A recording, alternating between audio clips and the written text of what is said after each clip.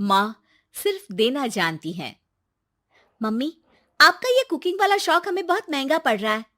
घर में सब कुक के हाथ का बना खाना खाते हैं, फिर भी आप अलग से खाना फेंकने के लिए क्यों बनाती हो? पता भी है कि इस तरह कितना पैसा खर्च होता है। अरे पर बहू, मैं तो सब रोहित के पसंद का खाना बनाती हूँ। मम्मी, वो सब मुझे बचपन में पसंद था। अब इतना तेल खिलाकर बीमार करोगी क्या? वैसे भी मैं पूरा समय कभी क्लाइंट तो कभी बॉस के साथ मीटिंग में रहता हूँ। इसलिए आप अपनी बर्बादी को मेरा नाम तो मत ही दीजिएगा। ये है पिंकी की सास निर्मला, जिन्हें सबको अपने हाथ का खाना खिलाना बहुत अच्छा लगता है, लेकिन राहुल और पिंकी को ये पसंद नहीं है। इसी के चलते वो निर्मला को खाना बनाने के लिए 10 बातें सुनाकर वहां से चले जाते हैं। मेरे मन में तो सिर्फ अपने बच्चों के लिए प्यार है, पर शायद अब उन्हें मेरी जरूरत नहीं है। मुझे गांव वापस चले जाना चाहिए। जहां एक तरफ निर्मला दोबारा गांव जाने के बारे में सोच रही होती है, वहीं उसका पोता परम अपनी दादी के शौक को प्रोफेशन में बदलने का आइडिया सोच रहा होता है। अगली सुबह निर्मला गांव वापस जाने के लिए कपड़े पैक कर ही रही होती है कि परम फोन लेकर दादी के पास पहुंचता है। दादी, आप कहीं नहीं जाओगी? अरे नहीं बेटा, मेरा गांव चले जाना ही ठीक रहेगा। इससे तुम्हारे मम्मी पापा की सारी दिक्कतें भी खत्म हो जाएगी। दादी, वो तो ना आपके आने से पहले कम थी और ना ही आपके जाने से खत्म होगी। उन्हें हमेशा पैसों की टेंशन में ही रहना है। मेरे पास आपको यहाँ रोकने का आइडिया है। आइडिया? मतलब, मैं कुछ समझी नहीं। इस पर परम अपनी दादी को YouTube खोलकर उसके बारे में सब कुछ बताता है, जिसे सुन दादी कंफ्यूज हो जाती है। अरे बच्चे, तूने इस बुढ़िया के बारे में इतना सोचा, वही बहुत बड़ी बात है। देख, मुझे ये सब समझ में नहीं आता। तू मुझे जाने दे बेटा। अरे दादी, इसमें कुछ मुश्किल नहीं है। मैं हूं ना हेल्प के लिए। आप बस खाना बनाओ, और पता है, YouTube की मदद से आप अपनी स्पेशल रेसिपी लोगों को सिखा भी सकती हो। अच्छा, ऐसा भी हो सकता है? मतलब, बस घर बैठे मैं दूसरे लोगों को सिखा दूंगी? सिर्फ कुछ लोगों को नहीं, पूरी दुनिया को सिखा सकती हो, और उसके लिए आपको सिखाने के पैसे भी मिलेंगे दादी। इस पर बहुत देर तक दादी को YouTube के बारे में समझाकर आखिर में परम उन्हें कन्विंस कर ही लेता है, जिसके बाद वो गांव जाने का प्लान कैंसिल कर YouTube चैनल शुरू कर देती हैं। हमने ये शुरू तो कर दिया, पर इससे कहीं रोहित और पिंकी को दिक्कत ना हो बेटा। दादी, वो आपके बारे में नहीं सोचते तो आप क्यों उनके बारे में इतना सोच रही हो?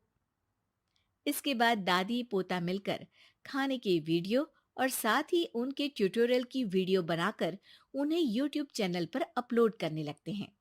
सब खुशी से चल रहा होता है कि कुछ हफ्तों में ही पिंकी को इसकी खबर हो जाती है। हमारी पीठ पीछे घर में ये सब क्या चल रहा है?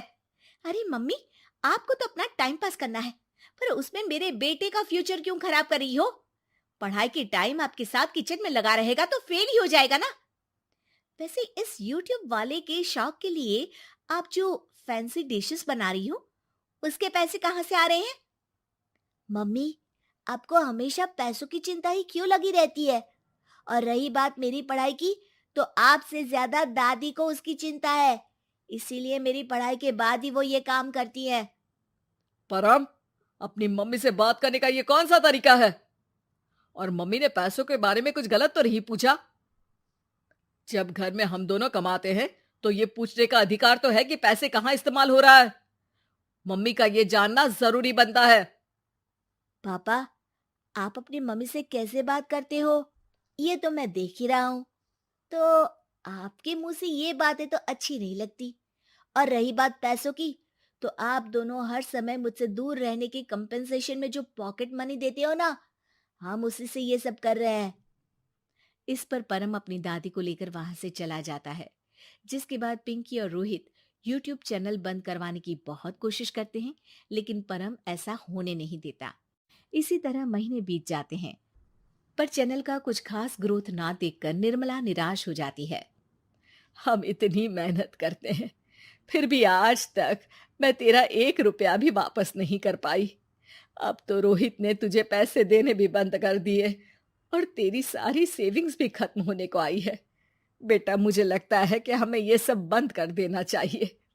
दादी, यूट्यूब चलने में मेहनत के साथ ढेर सारा सब्र भी लगता है। देखना, कुछ महीनों में सब सिर्फ आपको ही देखेंगे और अगर फिर भी कुछ नहीं हुआ तो बंद कर देंगे। परम की बात से दादी मान जाती हैं और वो अपना काम जारी रखते हैं।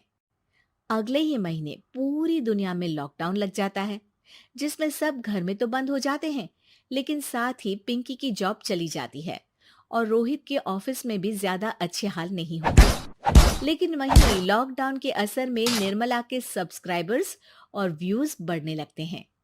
देखा दादी, मैंने कहा था ना, एक दिन सब आपको ही देखेंगे। अब तो आप बस रोज एक वीडियो अपलोड करो और जादू देखो। इसी के साथ लॉकडाउन के कुछ ही महीनों में निर्मला खाने वाली दादी के नाम से सारे सोशल मीडिया पर फेमस हो जाती है, जिस वजह से अब उन्हें यूट्यूब के पैसों के साथ पेड एडवर्टीजमेंट और पेड प्रमोशन भी मिलने लगते हैं। उन्हीं पैसों की मदद से निर्मला अब बेटे बहू की नौकरी ना होने पर घर का खर्चा भी चलाने लगती हैं, जिसे देख रोहित और पिंकी को भी अपनी गलती का एहसास होता है और वो सब मिलकर निर्मला को सपोर्ट करने लगते हैं।